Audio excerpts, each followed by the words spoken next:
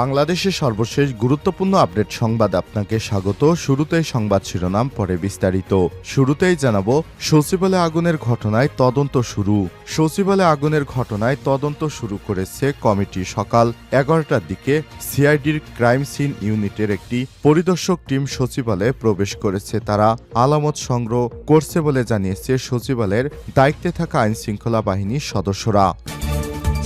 এরপর জানাবো, খালেদা জিয়া তারেক রহমানের নির্বাচনে অংশগ্রহণে বাধা নেই বললেন অ্যাটর্নি জেনারেল। সব মামলা নিষ্পত্তি হয় বিএনপি চেয়ারপারসন বেগম খালেদা জিয়া ও দলটির ভারপ্রাপ্ত চেয়ারম্যান তারেক রহমানের পরবর্তী নির্বাচনে অংশগ্রহণে কোনো বাধা থাকল না বলে জানিয়েছেন অ্যাটর্নি জেনারেল মোহাম্মদ আসাদুজ্জামান। এদিকে সংস্কার প্রশ্নে পিছপা হলে রাজনৈতিক স্থিতিশীলতা আসবে না বললেন পরিবেশ উপদেষ্টা। পরিবেশ, বন ও জলবায়ু পরিবর্তন মন্ত্রণালয়ের উপদেষ্টা সৈয়দা রিজওয়ানা হাসান বলেছেন, এবার সংস্কার প্রশ্নে পিছপা হলে দেশে রাজনৈতিক স্থিতিশীলতা আসবে না। সংস্কার বিষয়ে ঐক্যমত হতে হবে, এক্ষেত্রে কেউ কাউকে প্রতিপক্ষ ভাবা ঠিক নয়।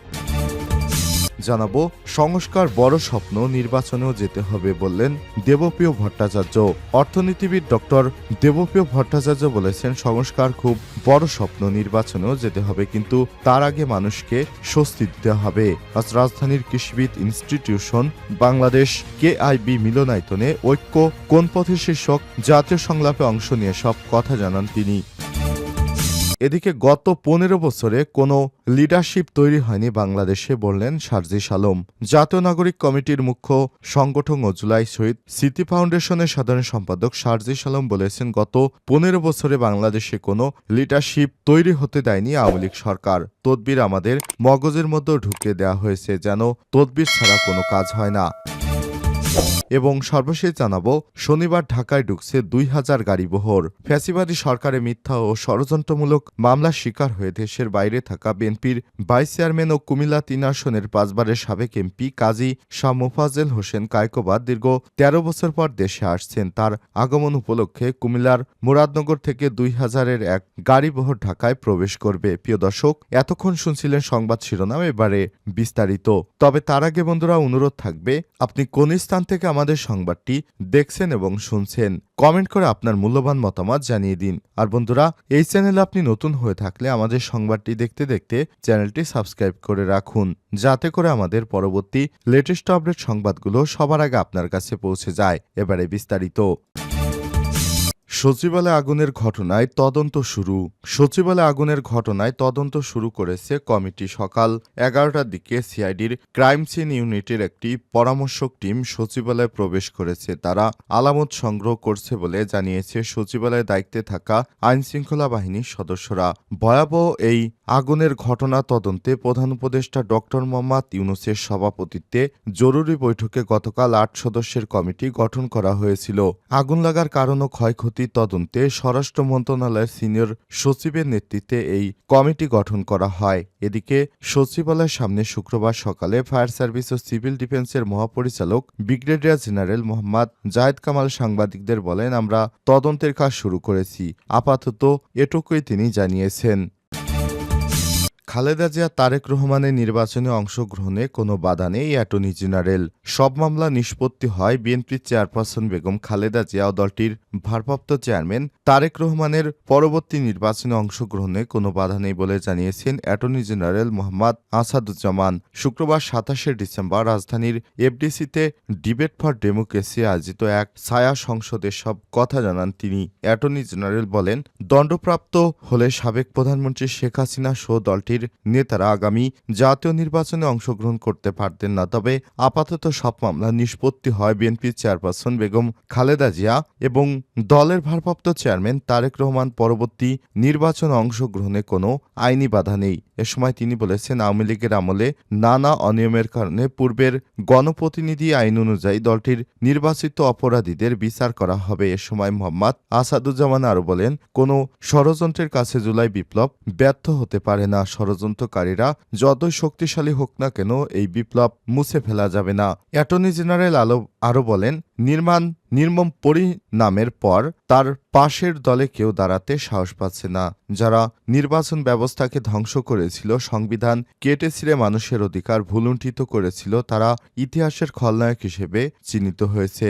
স্যার সংসদ সভাপতিত্ব করেন ডিবেট ফর ডেমোক্রেসির চেয়ারম্যান হাসান আহমেদ চৌধুরী কিরণ। তিনি বলেন, বিগত ফ্যাসিস্ট আওয়ামী লীগ সরকারকে চিরবিদায় ক্ষমতায় রাখার অসৎ উদ্দেশ্যে সাবেক প্রধান বিচারপতি খায়রুল হকের তত্ত্বাবধায়ক সরকার ব্যবস্থা বাতিল করেছিলেন। তত্ত্বাবধায়ক সরকার ব্যবস্থার রায় জালিয়াতির দায়ে খায়রুল হকের গ্রেপ্তার ও বিচার এখন সময়ের দাবি। এ সময় তিনি আরও বলেন, এই দেশে জনগণের ভোটের অধিকার কেড়ে নিয়েছিল পতিত আওয়ামী লীগ সরকার।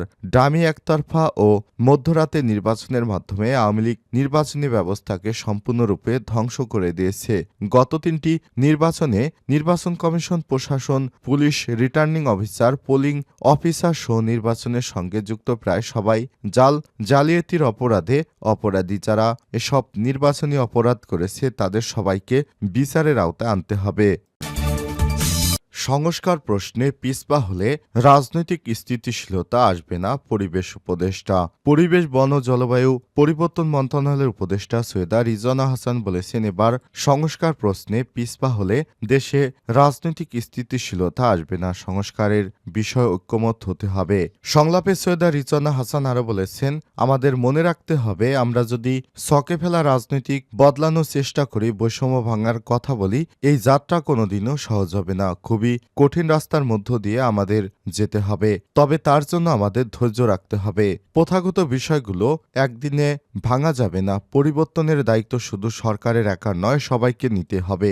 রাজনৈতিক নেতাদের ভূমিকাটা সেখানে অনেক বড়। শুধু কাগজে কলমে সংস্কার করলে হবে না, এটা চর্চা করতে হবে যাতে মানুষ সুফল পায়। উপদেষ্টা রিজওয়ানা আরও বলেন, কেবল নেতৃত্ব পরিবর্তন হয়ে গেলে সব পরিবর্তন হবে না। যতক্ষণ পর্যন্ত মন মানসিকতার পরিবর্তন না আসে, ক্ষমতার প্রয়োগে জবাবদিহিতা না আনা যায়, জনগণের অংশগ্রহণের সুযোগ করে দেওয়া কখনো করা হয়নি। সংস্কার প্রয়োজন অস্বীকার করলেও কোনো জায়গায় কে করবে সেটা চর্চা করতে গেলে মনোজাগতিক পরিবর্তনগুলো কতদিনে হওয়া দরকার তা সম্ভব, সেটা পরিষ্কার হওয়া দরকার। চর্চাটা না হলে বা মনোজগতে পরিবর্তন না হলে বিশ্বের সেরা আইনও কোনো পরিবর্তন আনতে পারবে না। পরিবেশ উপদেষ্টা আরও বলেন, কতগুলো সংস্কার প্রশ্নে আমাদের জাতীয় ঐক্যমত গড়ে তুলতে হবে, তার জন্য প্রয়োজন ছাড়া দিতে হবে। হঠাৎ করে পরিবর্তন আসবে না, তবে পরিবর্তন আনতে আমাদের অবশ্যই কাজ করে যেতে হবে।